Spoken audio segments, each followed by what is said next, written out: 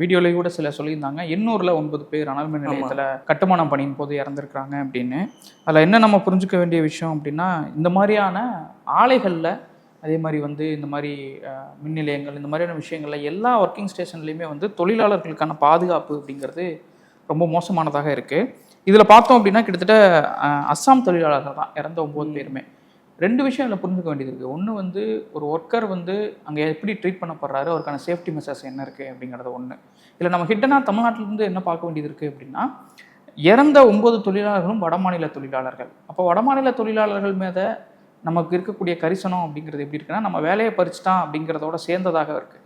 நம்ம வேலையை பறிச்சிட்டான், அதனால் அவனுக்கு என்ன நடந்தாலும் பரவாயில்ல அப்படிங்கிற மாதிரியான தொனியில் சிலர் அணுகிறாங்க. இதெல்லாம் வழக்கமான ஒன்று தானே, இதை போய் ஏன் இவ்வளோ பேசணும் அப்படிங்கிற மாதிரியும் சிலர் அணுகிறாங்க. விஜய் ஆண்டனி ஒரு இடத்துல சரியாக சொல்லியிருந்தாப்புல, எந்த தொழிலாளர் வேணா இருக்கட்டும், எங்கேயோ வடக்கோ தெற்கோ கிழக்கோ மேற்கோ தான் குடும்பம் ஒரு வேலையாவது சாப்பிட்றணும்னு நினச்சி ஓடி வரவன் தான் ஒருத்தன், அவன் மேலே நம்ம விருப்பம்லாம் சொல்லக்கூடாதுன்னு சொன்னார். ஆக்சுவலாக எக்ஸாக்டாக ரொம்ப நல்ல வார்த்தை. இந்த 9 தொழிலாளர்கள் மரணம் அடைஞ்சதுக்கப்புறம் தமிழ்நாடு கவர்மெண்ட் சிஎம் ஒன்னே அதை அட்ரஸ் பண்ணியிருக்காரு. கிட்டத்தட்ட 10 லட்ச ரூபா வரைக்கும் நிவாரணம் சொல்லியிருக்காங்க. அதே மாதிரி அமைச்சர்களும் போய் நேரில் மருத்துவமனைகள்லாம் பார்த்துருக்குறாங்க. ஆனால் இதில் என்ன கவனிக்க வேண்டிய விஷயம்னா, இந்த ஆக்சிடென்ட் இது ஃபஸ்ட் டைம் கிடையாது. நீ எப்படி காப் சிரப் சாப்பிட்டு தொடர்ச்சியாக நடந்துட்டு இருக்குன்னு சொன்னியோ, இந்த ஆக்சிடென்ட் இது 2வது முறையாக நடந்திருக்குது அதே இடத்துல. இதில் சிபிஎம் உடைய சண்முகம் அவர்கள் இந்த விஷயத்தை அட்ரஸ் பண்ணியிருக்கிறாரு.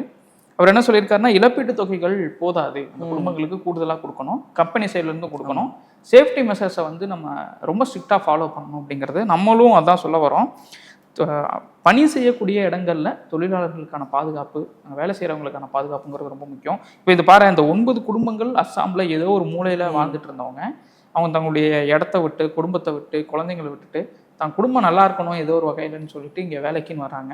இங்கே யாரும் கேட்கறக்கு நாதியே இல்லாமல் இறந்து போய் வெறும் உடல்கள் மட்டும் அங்கே போகுது அப்படின்னா, அந்த குடும்பம் எவ்வளோ கஷ்டப்படும் அப்படிங்கிற இடத்துல நம்ம குடும்பத்தில் இப்படி ஒன்று நடந்தாலும் நம்ம என்ன வழியை ஃபீல் பண்ணுவோமோ அதே தான் அவங்களும் ஃபீல் பண்ணுவாங்க. அதனால் இந்த மாதிரியான விஷயங்களில் அரசு ரொம்ப ஸ்ட்ரிக்டாக கவனிக்க வேண்டியது. எண்ணூர் மட்டும் இல்லை, இந்தியாவில் பல இடங்களில் தொழிலாளர்கள் பாதுகாப்பு என்பது கேள்விக்குறியாக தான். அதான் நானுமே அதுக்கான சட்டம் என்ன பண்ணுது, லேபர் டிபார்ட்மெண்ட் என்ன பண்ணுறது ஒரு கேள்விக்குறியாக தானே இருக்குது.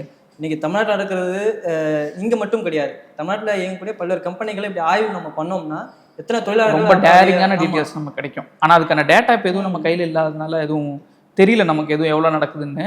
ஆனால் ஒவ்வொரு ஆலையிலையும் இருக்கக்கூடிய தொழிலாளர் பிரச்சனைன்னு எடுத்தோம் அப்படின்னா பக்கமாக பேசுறதுக்கு அவ்வளோ விஷயங்கள் இருக்குது. ஆனால் தொழிலாளர்கள் இறந்து போகிறது இன்னைக்கு சாதாரண நியூஸ் ஆகும்.